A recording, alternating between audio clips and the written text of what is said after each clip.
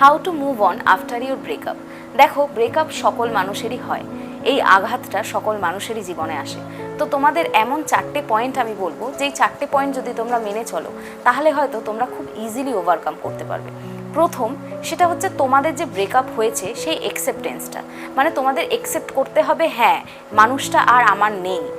Second point, তোমরা যেটা করবে সেটা হচ্ছে তার থেকে সম্পূর্ণ ডিসকানেক্ট রাখবে। সে কি করছে, কখন অনলাইন হচ্ছে, কখন কাকে ফোন করছে, সেই জিনিসটা থেকে একদম বিরত থাকবে। থার্ড পয়েন্ট, সবসময় একটা হেলদি রুটিনের মধ্যে দিয়ে যাবে। চেষ্টা করবে যেটা তোমাদের ভালো লাগছে, রুটিনটা মেনটেন করে দেখতে পাচ্ছ তুমি ভালো আছো, সেই রুটিনের মধ্যে দিয়ে যাবে। আর ফোর্থ পয়েন্ট, যেটা সর্বশেষ পয়েন্ট, সেটা হচ্ছে সবসময় মনে করবে যে আমি কিসে ভালো আছি সেই জিনিসটা।